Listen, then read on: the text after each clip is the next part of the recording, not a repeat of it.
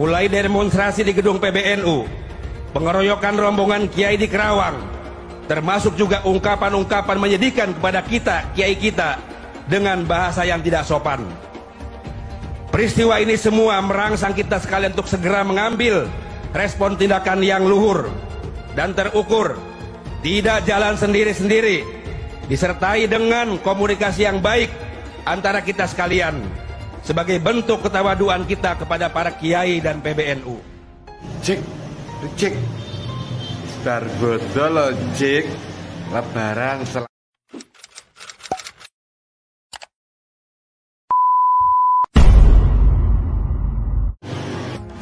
pribumi siap lo cek, recek, ayo cek, budalkan gaskan cek.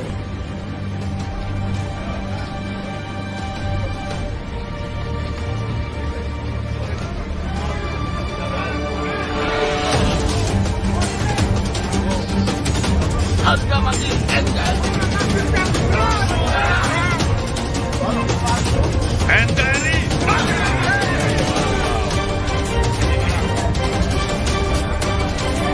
Haji Barang. NKRI.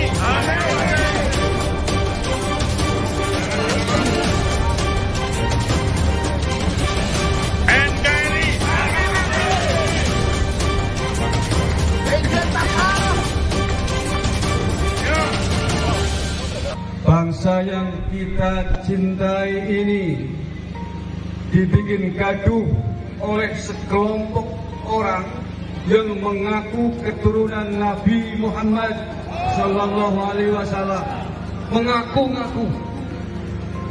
Dan parahnya lagi, mereka notabene tidak lain adalah warga keturunan bangsa asing, keturunan imigran dari Yaman, datang ke Indonesia bersama penjajah Belanda. Di sini mengaku sebagai keturunan Nabi Muhammad Sallallahu Alaihi Wasallam, memprovokasi terus, berakhir memprovokasi mau mengobarkan perang, mengobarkan perang kepada pihak-pihak orang-orang yang dianggap bertentangan dengan Pak Alawi. Bahkan mereka menghina jenderal-jenderal kita dengan sebutan jenderal monyet. Apakah sahabat-sahabat terima? Apakah Banyumas terima? Apakah ada berani dengan jenderal? Akibat provokasi perangnya, terjadi aksi persekusi di berbagai tempat oleh anak buah dari Rizik Syihab kepada tokoh-tokoh kita dari PBNU Laskar Sabilillah. Ada di Klaten, ada di Karanganyar, di Cilacap. Apakah ini mau dibiarkan? Tentu tidak bisa dibiarkan. Sebagai pendatang mestinya berterima kasih dengan bangsa Indonesia. Berterima kasih kepada kita semuanya sebagai pemilik Nusantara ini. Mestinya berterima kasih. Tetapi apa yang terjadi? Apakah mereka berterima kasih dengan bangsa ini? Mereka membuat gaduh, bahkan salah satu pendolanya bernama Rizik Syihab membuat ormas yang namanya FPI bercita-cita ingin menggunakan NKRI bersyariah di bawah naungan Khilafah Islamiyah. Apakah ini kurang ajar? Kurang ajar atau tidak? Ada sekelompok masyarakat, orang menyebutnya dari Yaman itu gitu. Kita butuh penjelasan seperti apa itu. Mohon maaf, sebenarnya mereka tidak punya otorita ilmu pengetahuan. Iya. Silakan kalau ada musyawarah alim ulama. Apa ada dari mereka? Nggak ada. Tidak ada satupun keturunan Yaman yang mempunyai kemampuan seperti ini. Hanya mereka Habib keturunan Rasulullah di tengah masyarakat ngajak selawatan. Iya. Tapi kenapa masyarakat memberikan ruang kepada mereka? Dan mereka memanipulasi keturunan. Dalam rangka menyikapi pernyataan daripada saudara Rizik Syihab yang telah membuat provokasi, melakukan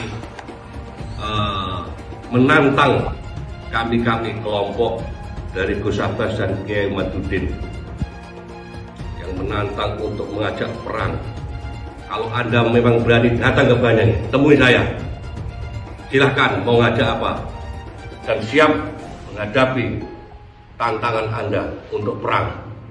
Dan kami kepada negara mohon, khususnya kepada Presiden dan Kapolri dan Panglima TNI, tolong itu dibungkam murid-murid itu, kurang ajar, membuat provokasi, membuat keonaran, dan wajib mereka itu untuk ditahan, ditangkap. Dan khususnya kepada penegak hukum, kasus Cak Rizik dengan Firsa Hussein, mohon ditindaklanjuti, jangan dipertimbangkan. Kami curiga ada apa-apa ini. Yang jelas sudah ada pengakuan, ada bukti-bukti, kok masih dibiarkan saja. Jika mereka mulutnya rusak, mengatakan kita ini kelompok monyet, ulama monyet. Emangnya kamu siapa?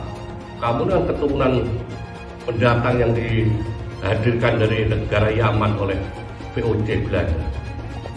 Tolong negara Rizik itu segera ditangkap dan dideportasi, dikembalikan kepada Yaman. Kurang ajar membuat gaduh di negeri ini yang sudah damai tentram. Selanjutnya kami minta agar supaya Presiden dan para penguasa-penguasa negeri ini, gerombolan monyet membentuk organisasi monyet dan laskar monyet yang di backup sejumlah oknum jenderal, bahkan belakangan terang-terangan membelokkan sejarah Indonesia dengan menghapus semua peran dan jasa keturunan Arab dalam perjuangan kemerdekaan Indonesia. Dedengkot gerombolan monyet laknat ini berani menyerang, menghina, dan memfitnah ulama besar Al-Imam Al-Habib Idrus bin Salim Al-Kufri radhiyallahu ta'ala anhu, bukan saja terhadap habaib dan keturunan Arab lainnya, tapi juga terhadap para muhibbin yang cinta ulama dan habaib. Kurang ajar, biadab mereka, saudara.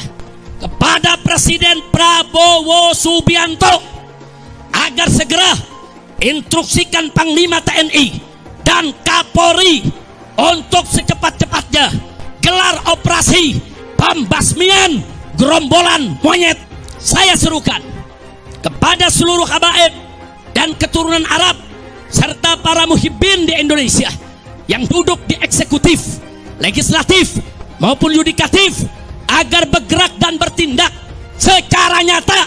Segera bubarkan organisasi monyet dan tangkap para pemimpin monyet beserta laskar monyetnya, serta pecat semua oknum yang jadi backing gerombolan monyet tersebut. Saya kalau bilang orang yang menista agama itu Ba'alawi, saya nggak bicara oknumnya ya, tapi memang kebanyakan dari Ba'alawi. Mereka menista agama, penistaan agama apa? Mereka mengatakan menuduh Nabi pernah ke Yaman. Itu kan menista. Terus mengatakan Nabi pernah memberi mereka hadis di dalam mimpi. Sedangkan semua ahli sunnah imam empat mazhab mengatakan Nabi kalau sudah meninggal terputus itu wahyu. Saya tanya, hadis itu termasuk wahyu nggak? Gimana Pak Yai?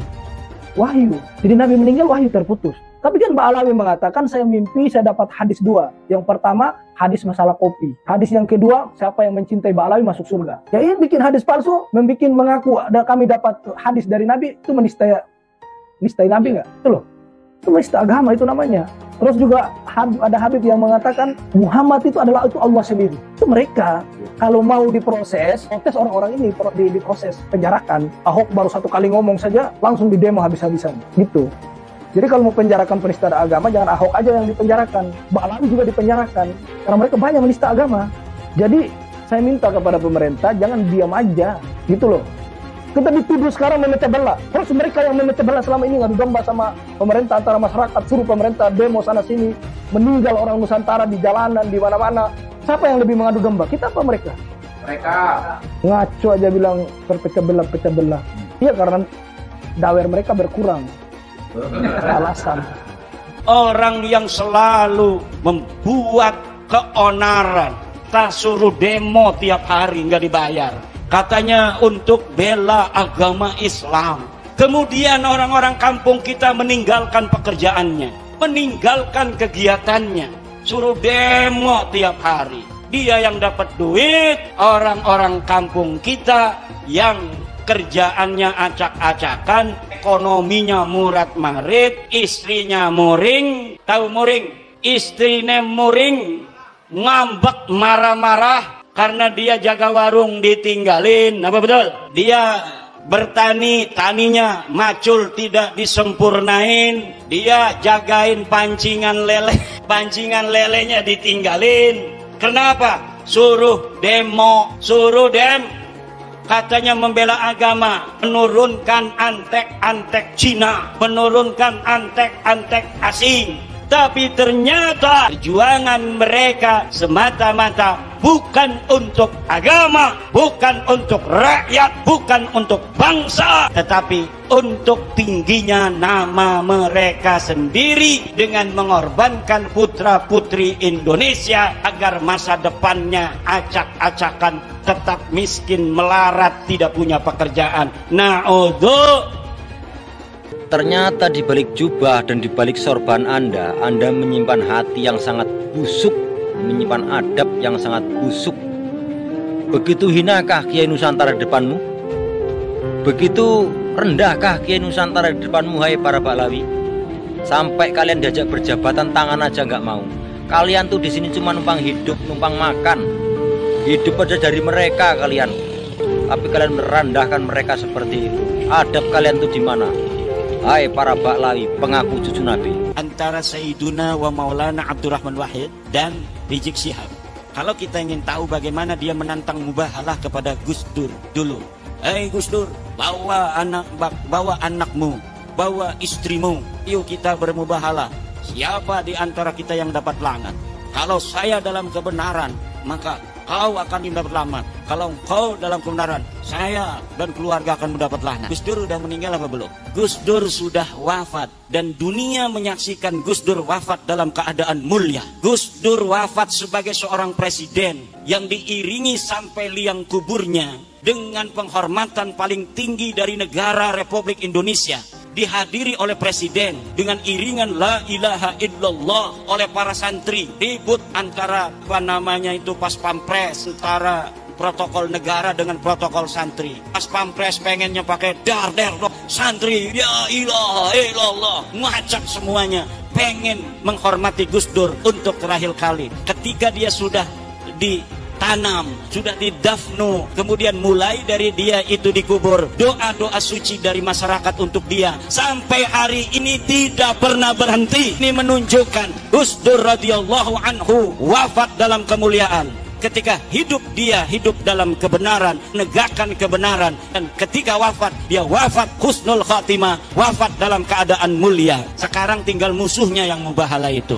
Kita akan saksikan yang berani bermubahalah dengan Gus Dur itu bagaimana akhir hidupnya. Hari ini alamannya sudah mulai nampak. Bagaimana setiap hari dia merendahkan dirinya dengan kehinaan, terus menuju titik nadir kehinaan yang paling hina dina. Terima kasih. Rizik itu adalah ikon penistaan terhadap Rasulullah. Bagaimana tidak, saudara? Dia punya menantu namanya Munif. Si Munif itu menistakan Rasulullah dengan menyamakan si Rizik silap ini, Al-Kaburi ini dengan Rasulullah. Rasulullah dibilang mirip akhlaknya. Rizik mirip akhlaknya dengan Rasulullah. Ataupun mewarisi, bukan mirip, mewarisi akhlak Rasulullah. Kemudian mewarisi jasad Rasulullah, saudara. Itu kan penghinaan terhadap Nabi. Akhlak si Rizik gimana, akhlak Rasulullah gimana, saudara? Jasad Rasulullah gimana, jasad si Rizik gimana ya? Ya akhwan. Saya ulang-ulang itu, biar kalian tidak terpana, tidak terkontaminasi dengan omongan si menantu, si Rizik laknatillah alaihim itu. Sementara hari ini kita bisa melihat si Rizik cebol ini. Mukanya hitam, hidungnya pesek, pipinya tembem, matanya belok, perutnya buncit, badannya pendek. Persis kayak celengan Semar. Celeng juga mirip. Apa kalian rela kalau Rasulullah manusia yang kalian rindukan, manusia yang kalian harapkan untuk bisa bertemu dengannya, disamakan dengan si Rizik. Inilah para gerombolan sakit hati, gerombolan pemecah belah di negara ini. Orang-orang yang seperti ini seharusnya jangan dikasih panggung ataupun tempat untuk bersuara di negara ini. Karena apa? Karena inilah yang terjadi. Dia hanya keluar-keluar dan demo-demo, bukan untuk kemajuan di negara ini, tetapi untuk menghancurkan persatuan di negara ini. Inilah Habib Rizik. Anda itu malu, Pak Habib Rizik. Anda itu ulama gitu loh, atau Habib. Apakah cara Anda seperti itu mencerminkan sebagai Habib? Anda itu tidak lebih dari provokator gitu loh, tukang buat ribut, tukang buat gaduh di negara ini. Tolong banget. Yang seperti inilah seharusnya diamankan oleh pihak kepolisian. Karena apa? Ceramahnya tidak benar gitu loh. Kok bisa ceramahnya mengatakan hal-hal jelek seperti itu?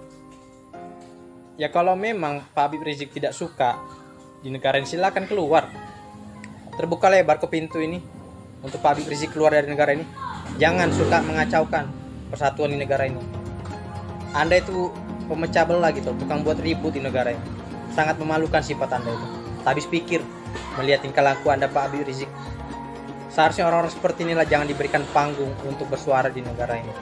Karena inilah yang terjadi, hanya buat ribut dan gaduh. Dia bukan cucu Nabi, dilihat dari hasil tes DNA yang sudah ada. 180 orang sudah tes DNA. Dan tes DNA-nya menunjukkan haplogrup mereka itu G. Sedangkan keturunan Nabi menurut para ahli harus mempunyai ciri kode genetik haplogrup J1. Sesuai dengan para keturunan Nabi yang sudah tes DNA di seluruh dunia Islam. Mulai Saudi, Al-Abdali, Al-Auni, Al-Jamajizah, kemudian di Yordan, Al-Hashimi, di Maroko, di Yaman itu. Di Yaman itu ada yang bukan Pahlawi, namanya Al-Zaidi, Rasi, atau Batoba, Al-Jailani. Semuanya kebanyakan terkonfirmasi dari hasil tes DNA mereka bahwa mereka benar keturunan Nabi. Karena kode genetiknya haplogrup J1 yang menunjukkan dia orang Arab, keturunan Ibrahim. Kajian ilmiah dibalas dengan ilmiah, bukan dibalas dengan kedustaan manuskrip-manuskrip. Dan kalau kita bongkar, memalukan Pak. Kitab-kitab Balawi itu kan udah banyak tuh. Kita bongkar satu-satu, memalukan. 90% kedustaan. Kitab-kitab ulama yang dikatakan muhaddis, Alwi bin Thohir itu muhaddis. Tapi kalau kita uji kitabnya, dia menunjukkan ada dalam manuskrip anu, ada dalam kitab anu, 90% kedustaan. Siapa? Berasal dari mana? DNA-nya dari mana? Genetikanya dari mana? Ini adalah upaya sistematis. Kemudian orang lain datang dari negara lain ke sini. Tiap hari membanggakan leluhurnya. Tiap hari bercerita keunggulan leluhurnya. Tiap hari kita harus mendengarkan riwayat-riwayat leluhurnya. Setelah itu kita bermahabbah pada mereka, menghormati mereka, mendewa-dewakan mereka, dan kita menganggap diri kita lebih rendah dari mereka. Dan tak terasa domba kita kirim, uang kita kirim untuk mendapatkan air putih agar kita usahanya lancar. Kita keluarkan uang demi mereka, dan kita semakin direndahkan martabatnya sebagai suku dan sebagai bangsa, padahal mereka makan setiap hari. Bagaimana seorang Habib ada yang mengharamkan anak-anak NU untuk masuk ke Banser? Orang-orang Jawa, anak-anaknya jangan sampai masuk ke Banser, jangan sampai masuk ke Ansor. Itu dilakukan oleh para habaib. Apa? Tidak ada yang berani menghina Hasyim Asy'ari di Indonesia ini kecuali dari Ba'alawi, Faisal Assegaf. Bagaimana terakhir Twitter dia menghina ketum PBNU kita, Gus Yahya? Tidak ada yang lain yang berani seperti itu kecuali dari Ba'alawi. Gus Dur siapa yang berani? Yang berani menghina Gus Dur, menghina Yeni. Itu hanya Faisal Assegaf. Yang ada itu Ba'alawi atau mukhibin-mukhibinnya itu mempersekusi para kiai. Kiai-kiai kita dipersekusi dari zaman dulu oleh orang-orang yang mengaku turun Nabi yang tidak terverifikasi. Pernyataan saya bahwa ilmu nasab itu tidak sesuai dengan kriteria akademik Itu terbukti karena diakui sendiri oleh mereka. Mereka mengakui bahwa kita tidak mensyaratkan kok adanya naskah sezaman. Dalam konteks itu seharusnya sudah selesai bahwa ilmu nasab, karena saya mengatakan itu dan dikonfirmasi oleh lawan bicara saya pada waktu itu, ya sebenarnya sudah selesai bahwa ilmu nasab yang digunakan Rabithah Alawiyah dalam hal ini bukan berarti salah, tapi tidak memenuhi syarat akademik. Nah, terkait dengan syarat akademik, ilmiah, apakah tauhid bisa diilmiahkan dan sebagainya, ayo kita diskusikan ulang. Saya belum sampai ke arah tindakan hukum ya terhadap pengakuan-pengakuan klaim-klaim cucu Nabi. Tetapi apabila masyarakat itu menghendaki itu, masyarakat bisa untuk mencoba melaporkan kepada pihak-pihak berwajib apakah nanti ada pasal-pasal yang bisa untuk dijadikan pegangan oleh pihak kepolisian untuk menjerat orang-orang yang mengaku sebagai keturunan Nabi yang sudah tidak terkonfirmasi oleh kitab nasab, oleh kitab sejarah dan tes DNA itu. Banyak orang di Indonesia ini yang mengaku bahwa dia Habib dan keturunan Rasulullah. Padahal di negara-negara Arab nggak ada yang seperti itu, nggak ada yang mengaku bahwa dia keturunan Rasulullah dan nggak ada yang mengaku bahwa dia Habib, karena nggak ada yang tahu bahwa dia keturunan Rasulullah atau enggak. Ya kita semua berharap bahwa kita dari umat Muhammad, keturunan Rasul, kita semua berharap itu, tapi kita nggak tahu hal seperti itu. Nah, jadi di Indonesia ini yang mengaku bahwa dia Habib dan mengaku bahwa dia keturunan Rasulullah dihormati banget, dicium tangannya, diminum bekas mulutnya, diminta doanya dan menjadikannya seperti wali. Gimana melakukan hal seperti itu? Dan kalau dia dikuburkan, kalau sudah meninggal dan dikuburkan, didatangi kuburannya, dihiasi kuburannya, ditaruh uang-uang di tempat kuburannya itu, diminta doanya seperti kalau dia wali beneran, dan apa semua itu? Apa semua itu? Coba kalian pikirkan. Jadi menurut penelitian secara filologi, orang Yaman ini bukan orang Arab, tapi orang Kaukasus. Berarti mustahil sebagai keturunan Nabi Sallallahu Alaihi Wasallam menurut Profesor Menahem Mahdi. Secara ilmu genetika, haplogrup Nabi Sallallahu Alaihi Wasallam adalah J1. Haplogrupnya Ba'alawi itu haplogrupnya adalah G. Dari 3 disiplin ilmu ini, menurut sejarah, menurut ilmu nasab, menurut ilmu filologi, menurut ilmu DNA, maka muncullah hakul yakin bahwa Ba'alawi bukan keturunan Nabi Sallallahu Alaihi Wasallam. Tambahan lagi, keyakinan saya itu dengan berbagai macam arogansi dan khurafat-khurafat yang tadi saya utarakan, lengkap sudah hakul yakin saya. Para Habib di Indonesia tidak bisa dianggap sebagai keturunan Nabi Muhammad. Saat ini tumbuh pertanyaan-pertanyaan di kalangan umat Islam tentang kesahihan Habib sebagai keturunan Nabi Muhammad karena perilaku para Habib yang dinilai bertentangan dengan ajaran Islam. Secara genetis, mustahil para Habib di Indonesia itu keturunan Nabi Muhammad. Hasil studi Imaduddin dengan segera membangkitkan keterkejutan di dunia Islam di Indonesia. Manuskrip pada abad ke-9 yang ditulis oleh tokoh Ba'alawi Ali bin Abu Bakar As-Sakran merupakan hasil rekayasa. Ubaidillah dan Alawi bukanlah keturunan Nabi Muhammad. Secara terbuka, Guru Gembul juga membongkar sertifikat Habib palsu, bisnis air sholawatan palsu, hingga makam palsu untuk mengeruk keuntungan. Keraguan akan Habib ini semakin diperkuat dengan kemunculan Raja Dangdut Rhoma Irama. Di dalam podcastnya, Rhoma bercerita bahwa dia juga mempertanyakan status Habib. Dia membantah anggapan bahwa Wali Songo, Pangeran Diponegoro, atau penggagas bendera merah putih adalah Habib, seperti yang selama ini sering diutarakan. Karena itulah, Rhoma percaya bahwa Habib di Indonesia adalah memang bukan keturunan Nabi Muhammad karena kelakuannya yang tidak terpuji. Rhoma bahkan meminta para Habib berani melakukan tes DNA untuk membuktikan mereka memang keturunan Nabi Muhammad. Apa yang disampaikan Kiai Haji Imaduddin, Guru Gembul, dan Rhoma Irama tampaknya sukses membongkar mitos tentang keutamaan posisi Habib di Indonesia. Buat saya, apa yang terjadi ini adalah berkah bagi Indonesia. Sudah saatnya masyarakat Indonesia tidak lagi percaya pada mitos-mitos tentang Habib sebagai keturunan Nabi yang suci. Selamat tinggal mitos, selamat datang akal sehat. Imigran Yaman, ayo kita deportasi mereka dan lain sebagainya. Kenapa muncul sentimen-sentimen yang seperti itu? Pihak orang-orang dari kalangan habaib gagal untuk menunjukkan bahwa kami itu baik, rahmatan lil alamin, gagal untuk menyampaikan itu ke publik karena yang ditampilkan itu apa? Kekerasan atas nama habaib, bahwa kami itu boleh melakukan persekusi. Bahkan Pak Habib Bahar bin Smith di pengadilan, ketika beliau sedang diadili, kemudian ada saksi dan kemudian beliau mengatakan, kamu tahu nggak siapa saya? Saya adalah keturunan Nabi. Kalau kakek saya begini, kamu tahu kakek saya seperti ini, kenapa kamu memberatkan? Kamu membuat kesaksian yang memberatkan pada saya. Itu kan sebenarnya menyakiti kaum muslimin.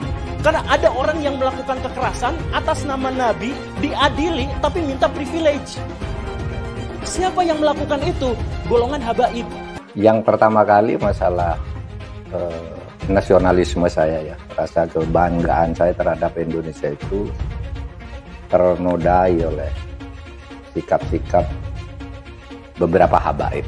Ba'lawi kalau bagi saya bukan gitu ya, bukan turunan Nabi karena dari filologi jelas ya, kemudian dari historik jelas, kemudian juga DNA yang terakhir itu. Saya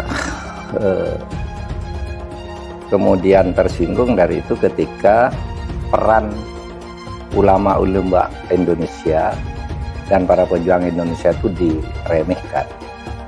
Misalnya cerita bahwa proklamasi kemerdekaan Mei 17 Agustus itu karena bisikan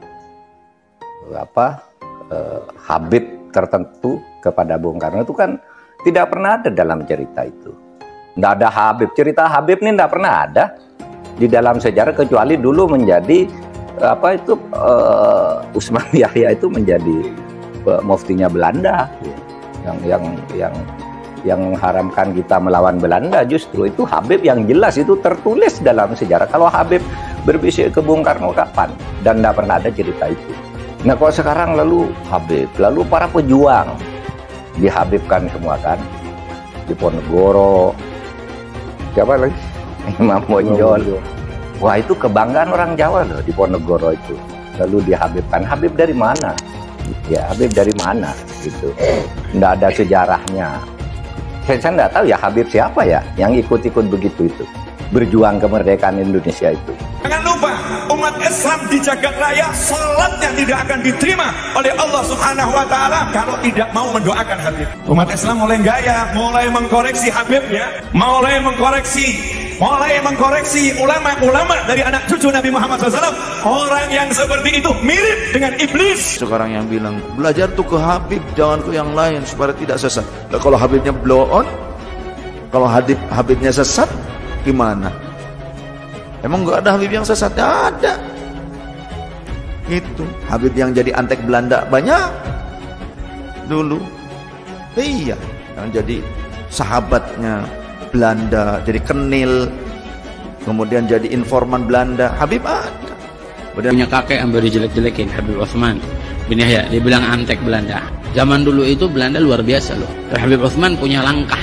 Beliau memang dalam kitabnya Manhajul Istiqamah ada membahas untuk tidak ada pemberontakan. Kalau Habib Utsman bin Yahya antek, udah ngaku aja antek, selesai, beres. Jangan pakai kelat-kelit sana sini. Saya katakan saya mendukung Rhoma Irama untuk mengklarifikasi soal Habib ini. Karena saya terganggu dan tersinggung terhadap perkembangan ini sesudah saya melihat tiap mau tidur saya lihat YouTube pertengkaran Rhoma Irama, Imaduddin, Gus Abbas dengan para habaib itu luar biasa, menimbulkan pro kontra. Lalu saya lihat apa sih masalahnya? Kalau saya sendiri pribadi, mau Habib itu turunan Nabi atau tidak, kalau salah ya kita koreksi, tidak apa-apa. Tetapi yang lebih dari itu kemudian ternyata muncul klaim bahwa Republik Indonesia itu ada karena Habib. Wali Songo itu semuanya Habib. Padahal Habibnya baru datang sesudah Wali Songo meninggal, gitu loh. Lalu ini turun Habib ini, Imam Bonjol coba dibilang itu Habib Sahabuddin. Itu dari mana? Kok Imam Bonjol Habib Sahabuddin gitu. Lalu ada hurufatnya bahwa kakek saya yang nama Mugaddam itu bisa membentak malaikat mungkar dan nakir katanya. Mengklaim-klaim begitu, dan orang yang tidak tahu, orang awam banyak yang percaya karena ini Habib yang ngomong. Ada yang mengatakan kalau Indonesia ini merdeka dibutuhkan oleh Habib ini. Bung Karno itu tanggal 17 Agustus dibantu oleh Habib.